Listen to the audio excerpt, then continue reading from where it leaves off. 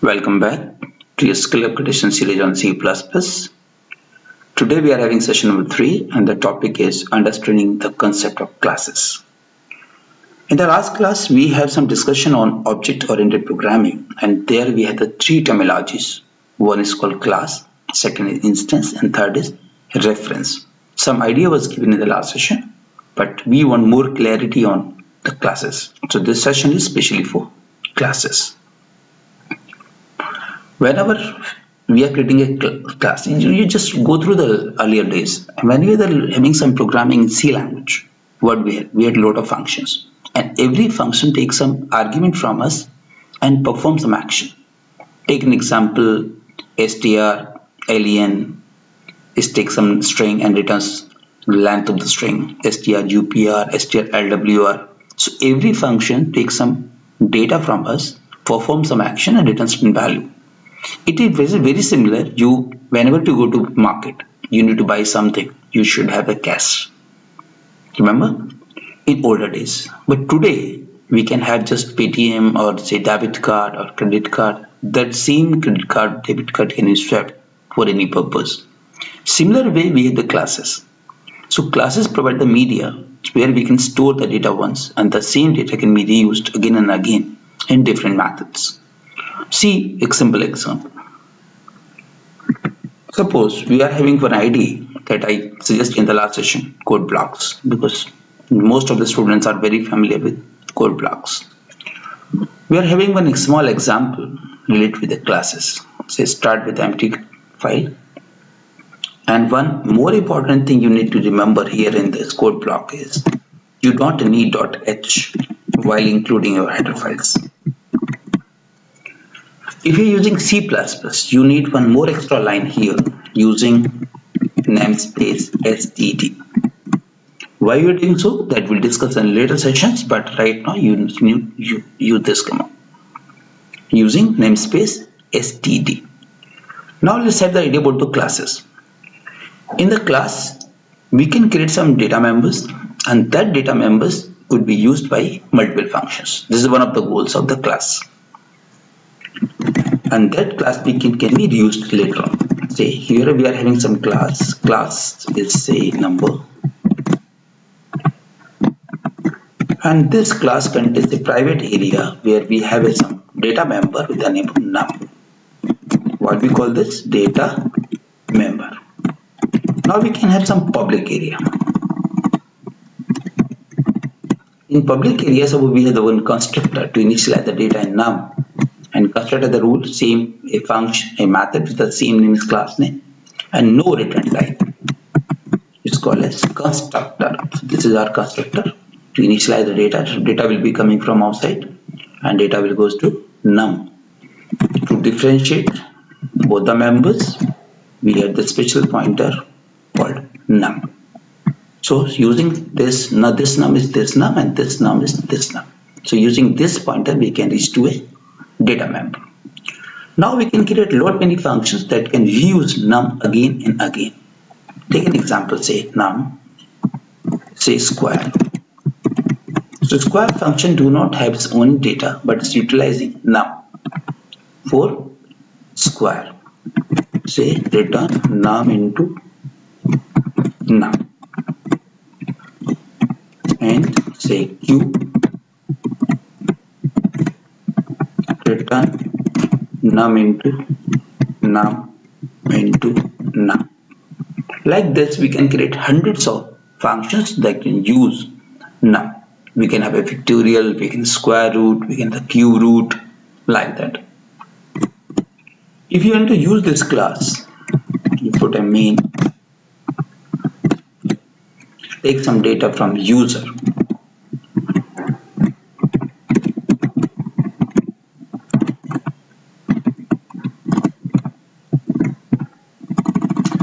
Create a variable. So we just given a message, create a variable, and data is taken from user. Now we create a class. Class is already there. Then we create an instance of say x. Whatever data is taken from user is passed to n. So whatever data we type here, that goes to here, and from here the data goes to constructor. This is num. From num it is going to be established in num. So this num is allocated somewhere in memory. As a reference is given to x. So x is what? Reference variable. X is a reference variable or simply reference. Once we create such kind of things using x, now we can call all these methods. So compiler knows about these functions at the time of compilation. So this kind of creation is called as early binding or static binding. Binding is what?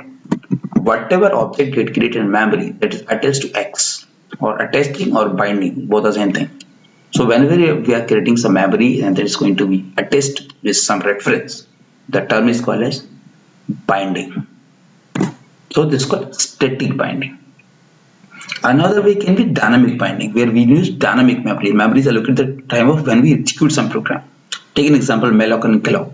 Your memory is allocated at the time of compilation, runtime, not the time of compilation, and their address is passed to certain pointer. Here we can also do that also. Say number star p equals to new number, and again this. Or we can take another number.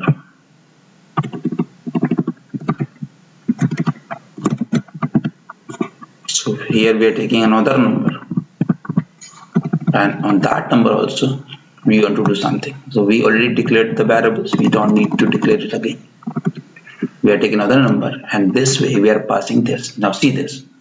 Here is a pointer using creating the memory the new that I said in the last class. You don't need malloc and calloc in C++. You can simply put a new, then constructor. Here constructor is not visible with eyes, but here constructor is visible with eyes. So whatever data get passed, the data goes to constructor, and then instance get created.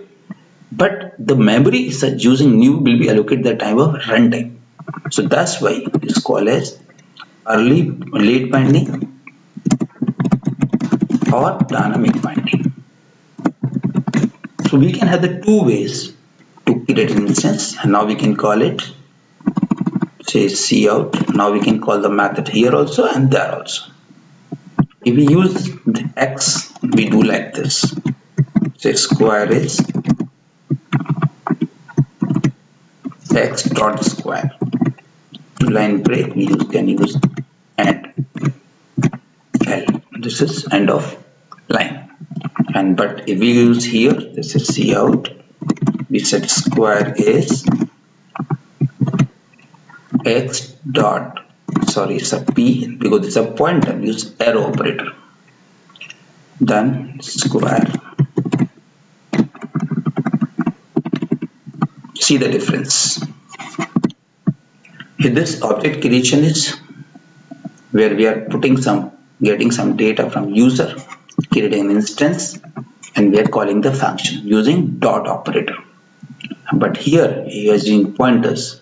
Then memory is allocated to the new dynamically. Constructor is directly visible with eyes, and we can call the function with arrow operator. Now save this program.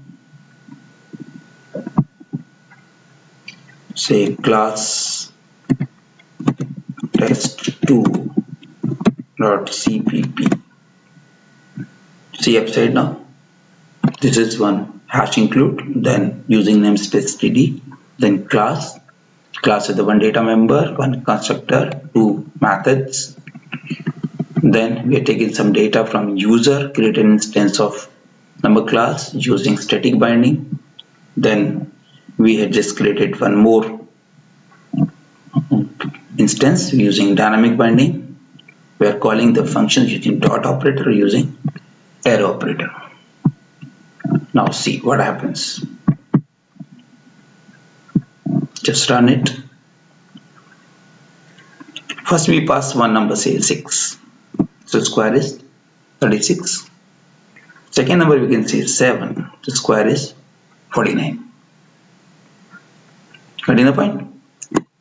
So What is the purpose of the class? Purpose of class is mainly to have some data members, and that data members will be reused by multiple functions.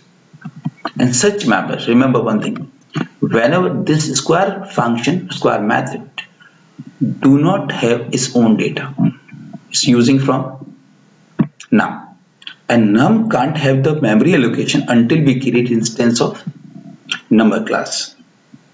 That's why such members are also known as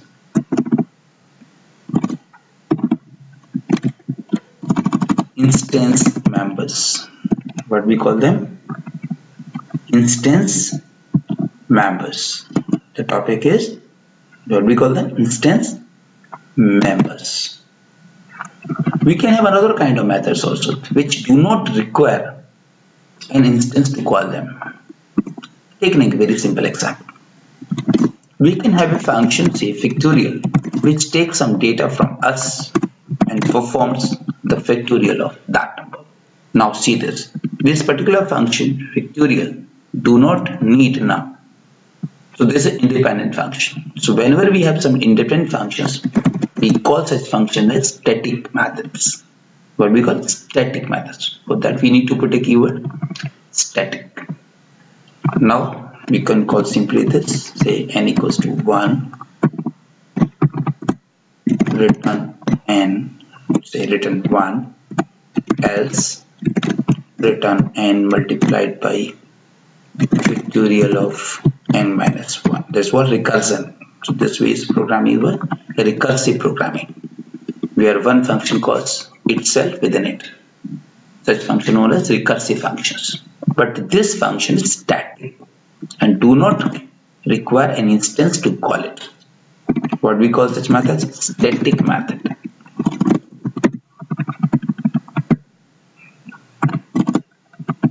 Method is static method.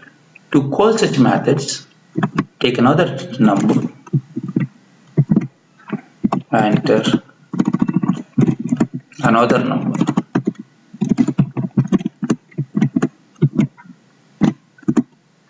say scene, and again. Now you need to call this function without the need of an instance, but for that you need special operator called a scope resolution operator.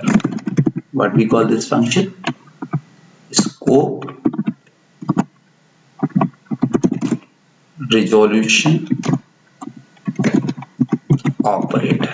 This operator is this double colon.